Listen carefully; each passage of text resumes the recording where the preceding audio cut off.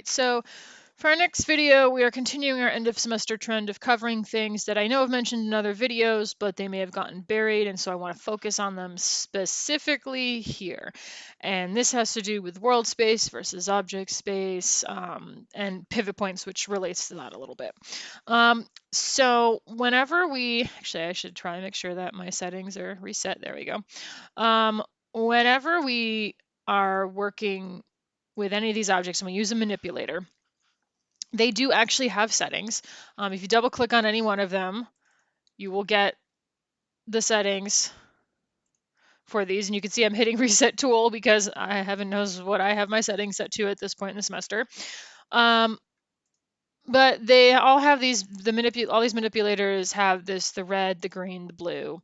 And if we tilt this up just a little bit so we can barely see the compass down below, they are referring to the space that we're in. So we know that X goes in this direction and Y goes up and down, and Z goes sort of front to back. Like, so if you're square to the screen, X going across, Y going up and down, that's the same as Photoshop, Animate, wherever you are. And then Z is the axis that you're looking into the screen that you normally can't see, except we can tumble around and we can see the Z axis. And that's very helpful for us to have it color-coded, and all the manipulators are thinking the same, except they're not all thinking the same. We just think they're thinking the same. So, for example, if I rotate this tool and I go back to this manipulator, you can see that it's still Y is straight up and down and X is straight to this area, and it's the same for all of them. But if I go to the scale or the rotate tool, look what the scale tool is doing. It has oriented itself to the object. Same with rotate. So now we have to consider, what exactly are we orienting to? There are different spaces we're dealing with. There is the world space. This is the world space. The whole scene, right, has a world space, and that is like the most basic, most fundamental thing, where no matter where you twist and turn things, no matter how I flip my camera upside down, if I go to my channel box here, positive numbers for Y go in that direction. I've turned my camera upside down, so the camera, my view, am oriented incorrectly.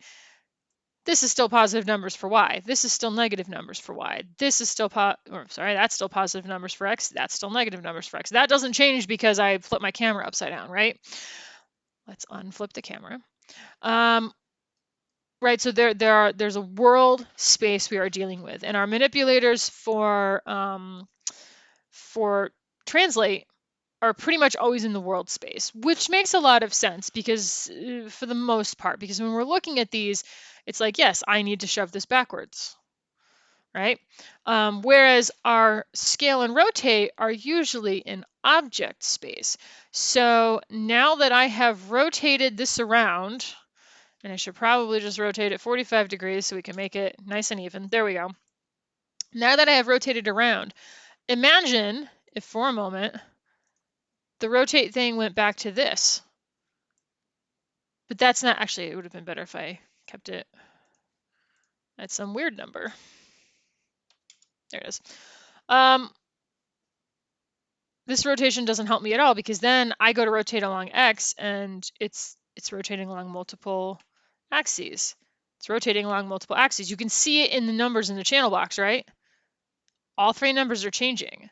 That's only supposed to happen if I use this outside one that I always told you not to use. It's not supposed to happen when I use an interior one. The only one it doesn't do that for is this one, which we rotated around in the first place, which is why it's always set to object, right? Because if it's set to object, then this manipulator rotates with the object, which means I can then, even though it is cockeyed to the world, I can sit here and rotate it along this and see how this number, only that number changes.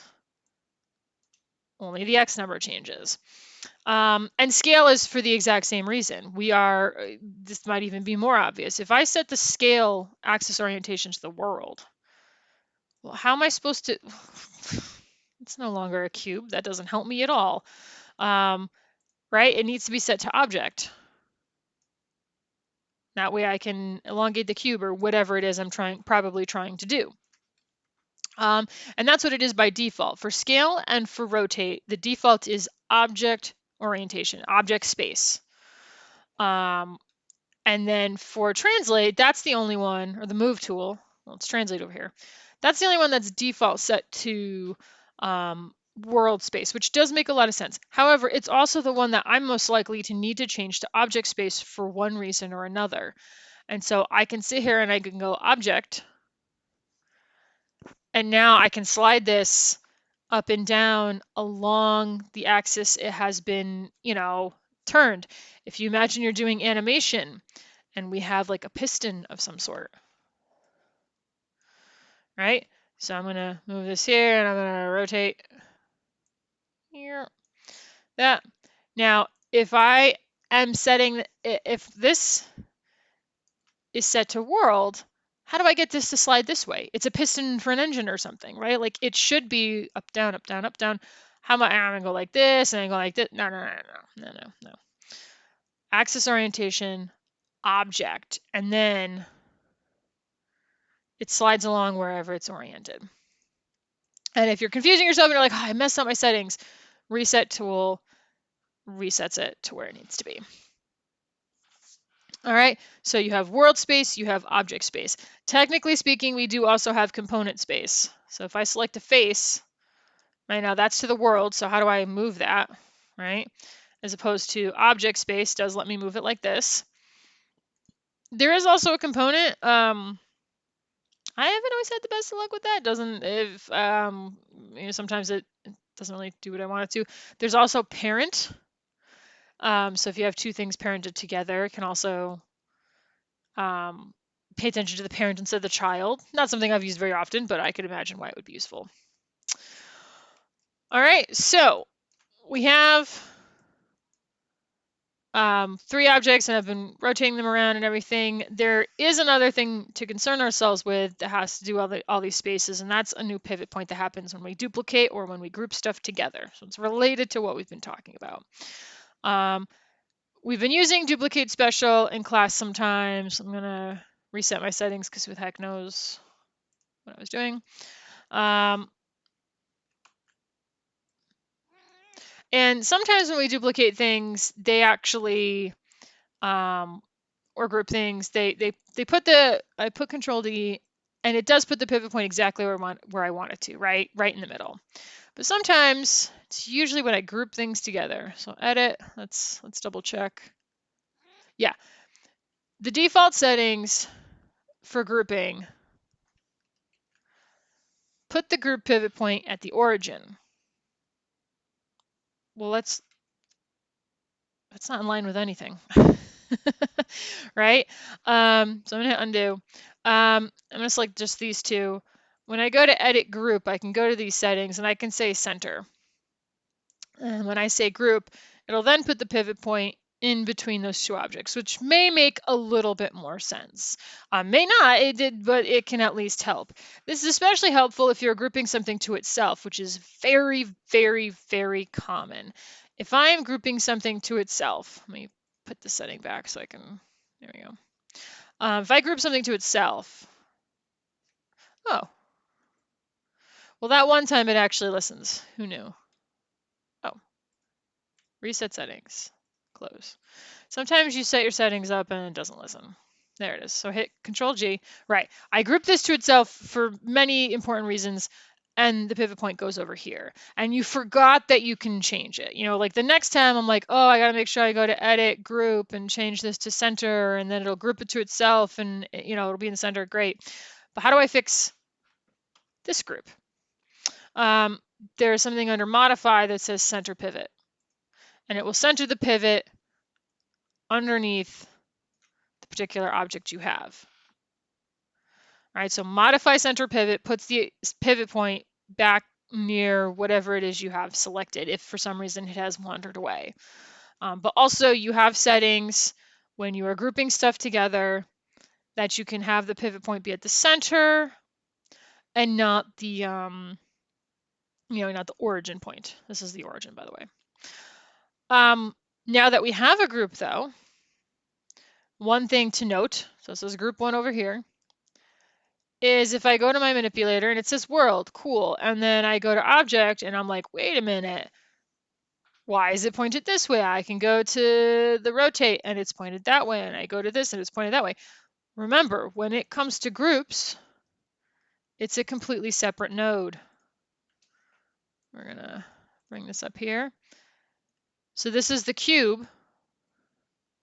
See if I can make this a little bit smaller. Remember, you can also navigate this using the same camera tools you can in here. There we go. So this is the cube. That's how we expect a scale to be oriented. But then I click group. It's a completely different node, completely different transform nodes or transform properties. See these? 0, 0, 1, 1, 1. The cube, though, has translates on it, has rotate, has scale on it. The group doesn't. And so the manipulator for the group is going to be oriented towards the group. The group is not the same size and shape and node as the cube. The cube is under the group, right? But the group has its own transform nodes. So another little wrinkle to consider as you're creating all of your various objects, especially if you are using duplicate special. We have to be careful about that. So if we go to the settings there,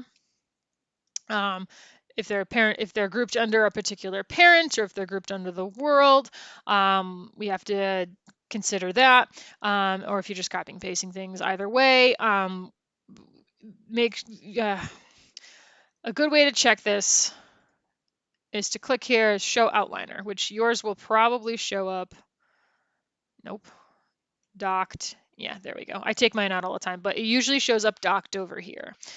And this will show you the same thing as the hypergraph. Here's a group, here's this cube underneath it. Here's another group, here's that cube. Here's a sphere, here's a cylinder.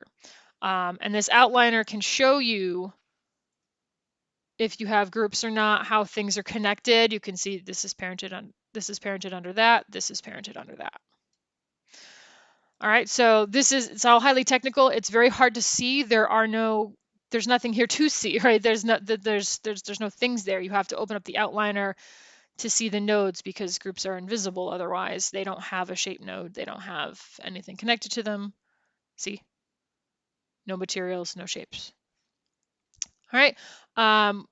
But back to where we started, all of your manipulators have a world space to deal with. They could also be set to object space depending on which manipulator it is.